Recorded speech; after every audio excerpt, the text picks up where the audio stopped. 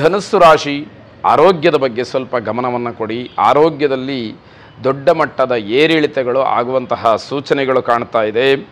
ಸಂಧಿವಾತ ನಿಮಗೆ ಹೆಚ್ಚು ತೊಂದರೆಯನ್ನು ಕೊಡಬಹುದು. ಕಾಲು ಅಥವಾ ಕೈಗಳಲ್ಲಿ ಜಾಯಿಂಟ್ಸ್ ಪೇನ್ ಅಂತ ಏನು ಹೇಳ್ತೀವಿ, ಆ ರೀತಿಯ ಸಮಸ್ಯೆ ನಿಮಗೆ ಹೆಚ್ಚು ಕಾಣುವಂಥದ್ದಿದೆ. ತಾತ್ಸಾರ ಮಾಡಿದರೆ ಅದೇ ಉಲ್ಬಣವಾಗಿ ದೊಡ್ಡ ಮಟ್ಟದ ಸಮಸ್ಯೆ ಆಗೋದಕ್ಕೆ ಕಾರಣವಾಗತ್ತೆ ಅನ್ನುವಂಥದ್ದನ್ನು ಗಮನಿಸಿ. ವಯಸ್ಸಾದವರಿಗೆ ಹಳೆಯ ನೋವಿನಿಂದ ಅಥವಾ ಹಳೆಯ ನೋವಿಗೋಸ್ಕರವಾಗಿ ಶಸ್ತ್ರಚಿಕಿತ್ಸೆಯನ್ನು ಮಾಡಿಸಬೇಕಾಗುವಂತಹ ಸಾಧ್ಯತೆಗಳಿದೆ. ಅದನ್ನು ಸರಿಯಾಗಿ ಗಮನಿಸಿ ವೈದ್ಯರ ಸಲಹೆಯನ್ನು ಸರಿಯಾದಂತಹ ರೀತಿಯಲ್ಲಿ ಪಡ್ಕೊಳ್ಬೇಕು.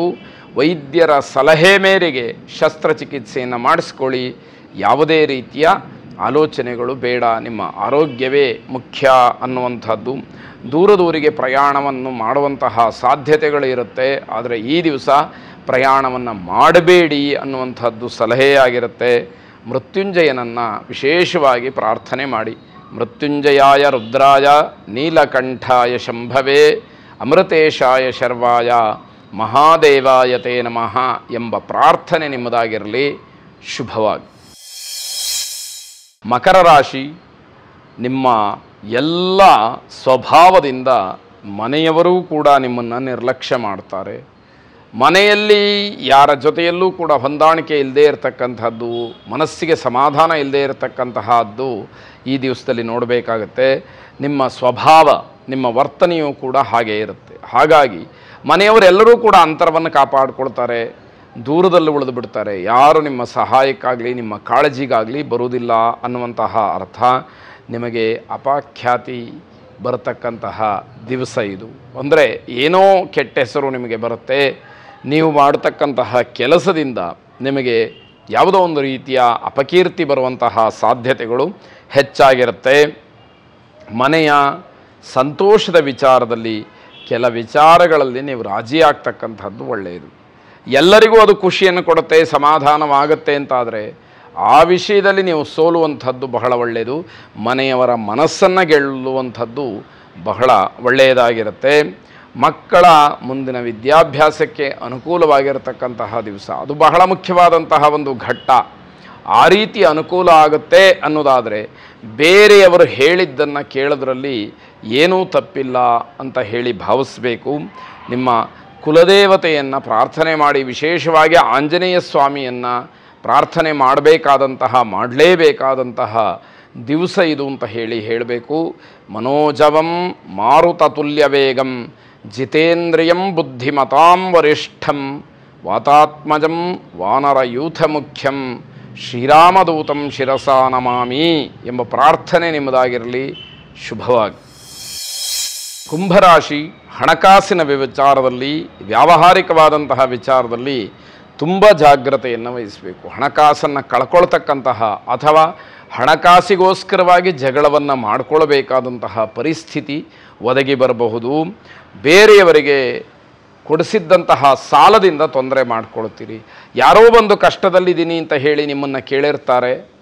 ನಿಮ್ಮ ಕೈಲಾದಂತಹ ಸಹಾಯವನ್ನು ಮಾಡಿ, ಜೊತೆಗೆ ಅದು ಸಾಕಾಗೋದಿಲ್ಲ ಅಂತ ಹೇಳಿ ಬೇರೆಯವರಿಂದ ಸಾಲವನ್ನು ಕೊಡಿಸಿರ್ತೀರಿ.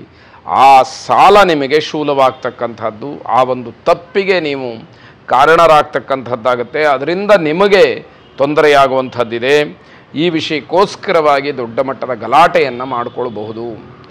ಯಾರೋ ಸಾಲ ಇಸ್ಕೊಂಡಿರೋರು, ಇನ್ಯಾರೋ ಕೊಟ್ಟಿರುವಂಥವ್ರು, ನೀವು ಮಧ್ಯಸ್ಥಿಕೆ ವಹಿಸಿದ್ರಿಂದ ನೀವು ಜಗಳವನ್ನು ಮಾಡಿಕೊಳ್ಬೇಕಾದಂತಹ ಪರಿಸ್ಥಿತಿ, ಜೀವ ಭಯವನ್ನು ಎದುರಿಸಬೇಕಾದಂತಹ ಪರಿಸ್ಥಿತಿ ನಿಮಗೆ ಕಾಡಬಹುದು ಅಂತ ಅರ್ಥ.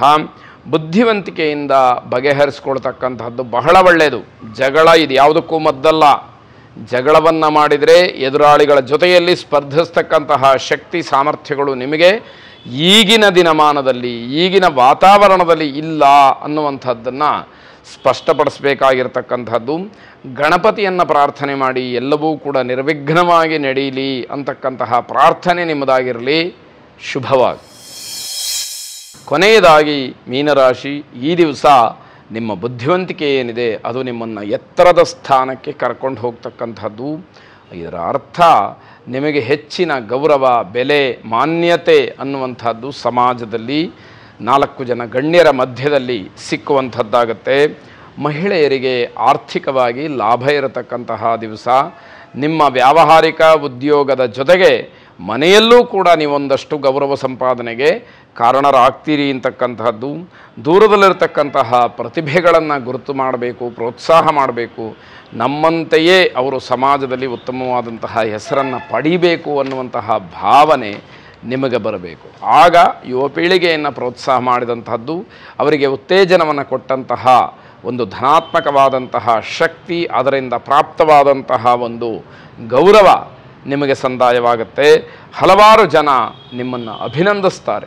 ಒಳ್ಳೆಯ ಕೆಲಸವನ್ನು ಮಾಡಿದಿರಿ, ನಿಮ್ಮ ಕೈಯಲ್ಲಿ ಅಧಿಕಾರ ಇದೆ, ಬುದ್ಧಿವಂತಿಕೆ ಇದೆ, ಸದುಪಯೋಗವನ್ನು ಮಾಡಿ ಯುವ ಪೀಳಿಗೆಯನ್ನು ಉತ್ತಮ ಮಾರ್ಗದಲ್ಲಿ ನಡೆಸ್ತಕ್ಕಂತಹ ಸಂಕಲ್ಪವನ್ನು ನೀವು ಮಾಡಿದ್ದೀರಿ ಅಂತಕ್ಕಂತಹದ್ದು.